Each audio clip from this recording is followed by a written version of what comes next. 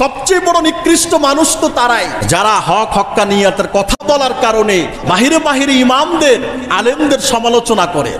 কোরআন হাদিস ইসলাম আপনার কোনো জিনিস ভালো লাগুক আর না লাগুক, কিন্তু এটা যে আল্লাহ পাকের পক্ষ থেকে ইসলামের বিধান, এটার মধ্যে কোনো সন্দেহ আছে? এখন আমার কথাটা যে আপনি অপছন্দ করছেন, এ কারণে হুজুরকে ডিনাই করেন, পাশ কাটিয়ে যান, বাহিরে বাহিরে সমালোচনা করেন, ঈমান চলে যাওয়ার উপক্রম। মুসলমান মুসলমানের আয়না। যদি আলেমের কোন অসঙ্গতি থাকে, ইমামের অসঙ্গতি থাকে, আপনি যদি প্রকৃত অর্থে আপনার হুজুরকে, ইমামকে, ওস্তাদজিকে মহাব্বত করেন, আপনি এসে সরাসরি তার সাথে বলবেন। লজ্জা, লাজুকতা, ভয় ভীতির কোনো কারণ নেই। আলেম ওলামায়ে কেরামদের সমালোচনা করা এটা অত্যন্ত বিপজ্জনক খারাপ জিনিস। নবীর সমালোচনা করতো কারা? নবীকে যারা দেখতে পারতো না। নবী কি কারো কাছে গিয়ে টাকা পয়সা, ধন দৌলত, গাড়ি বাড়ি চাইছেন? না। নবী চাইছেন তোরে নিয়ে আমি জান্নাতে যাব।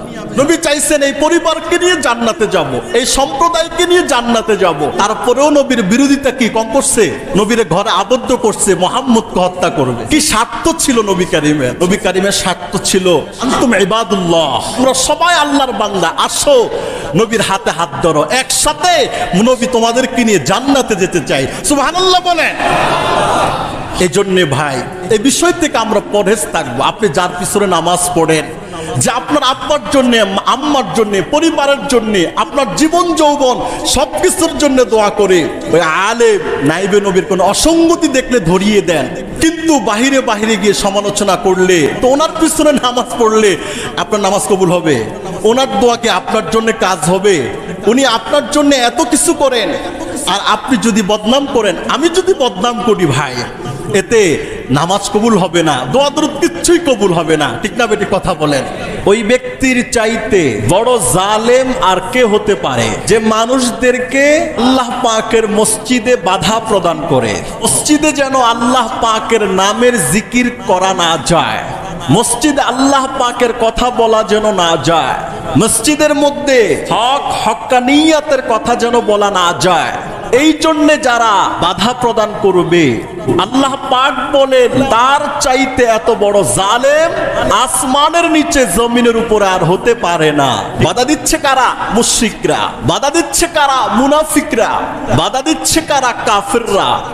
এদের জন্য রয়েছে দুনিয়ার জীবনে লাঞ্ছনা, অপমান, অপদস্থতা। আখিরাতের জীবনে রয়েছে আল্লাহ পাকের পক্ষ থেকে মর্মন্তুদ আযাব, শাস্তি।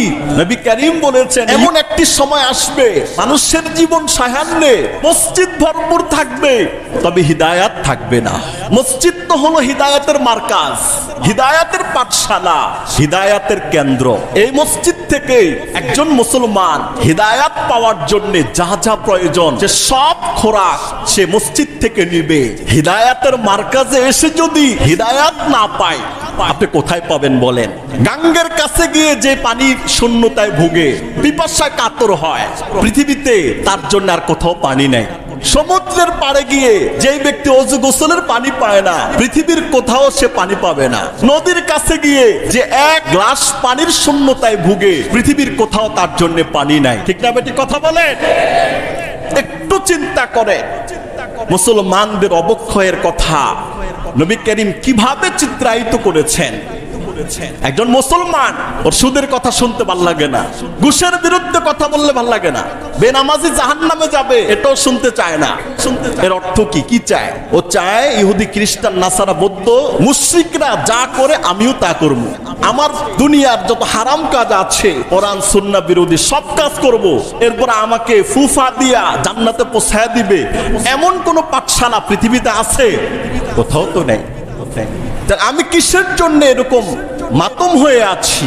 নাউজুবিল্লাহি মিন যালিক। এখান থেকে এই বিষয়টা চিত্রায়িত করতে হবে যে একটা মসজিদ কেমন থাকবে, মসজিদের মুসল্লিরা কেমন হতে হবে। আমরা যারা দায়িত্বশীল আছি, দায়িত্বশীলতার পরিচয় আমরা কিভাবে দিচ্ছি? আল্লাহ রাসূল বলেছেন, যিনি ইমাম মসজিদে নামাজ পড়ায়, মসজিদে বয়ান করে, মসজিদে জিকির করে, কোরআন হাদিসের কথাগুলো বলে, ইমাম হলেন দায়িত্ব জ্ঞান সম্পন্ন মানুষ। আল্লাহ রাসূল এই দুই কথা বলে কি বলেন? আয় আল্লাহ, দায়িত্ববান ইমাম যারা, এদেরকে সুপথে পরিচালিত করেন। ইমাম নীতি নৈতিকতা কথাগুলো বলবে, ইমাম তার দায়িত্ব আদায় করবে, আল্লাহ পাকের পক্ষ থেকে যে জিম্মাদারি আছে সেটাই ইমাম পৌঁছিয়ে দিবে। গ্রহণ করা না করা আপনার দায়িত্ব। ইমান আছে না নাই সেটা আপনার অবজারভেশনে থাকবে। যদি ইমাম সাহেব তার জিম্মাদারি যথাযথভাবে না পৌঁছায় তাহলে আল্লাহর কাছে জবাবদিহিতা করতে হবে কি হবে না? অবশ্যই করতে হবে। আলা কুল্লুকুম রা ওয়া কুল্লুকুম মাসউলুন আন রাইয়াতিহি। নবী করিম বলেছেন, তোমরা প্রত্যেকেই দায়িত্বশীল, প্রত্যেককেই তার দায়িত্বের ব্যাপারে আল্লাহ পাকের কাছে পরিপূর্ণভাবে জবাবদিহিতা করতে হবে।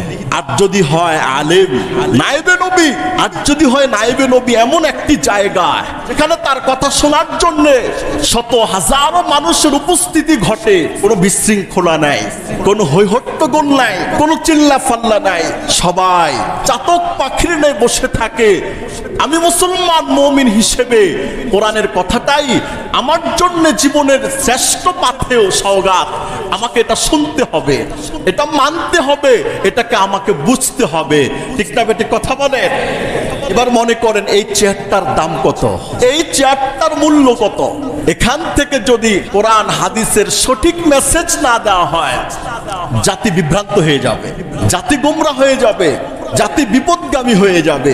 আল্লাহ রাসূল বলেছেন কি, আল্লাহ যারা এত বড় বড় দায়িত্বশীল সমাজের, তাদেরকে আপনি সুপথে পরিচালিত করেন, টাকার কাছে যেন বিক্রি হয়ে না যায়, ক্ষমতার কাছে যেন বিক্রি হয়ে না যায়, রাতকে দিন বললে দিনকে রাত বলার মতো যেন ইমাম সাহেব নেতৃস্থানীয় আলেমরা না হয়। ওরা দিনকে দিন বলবে, রাতকে রাত বলবে, হালালকে হালাল বলবে, হারামকে হারাম বলবে, অন্যায়কে ঘৃণা করবে, ভালো কাজকে সাধুবাদ দিবে। হাজারো ঝড় তুফান আসার পরেও এরা যেন দায়িত্বের ব্যাপারে কারোর সাথে কম্প্রোমাইজ না করে। এরা তো খুশি করবে আল্লাহকে, দুনিয়ার কোনো মানুষকে খুশি করার দরকার নাই। ঠিক না বেটি? কথা বলেন।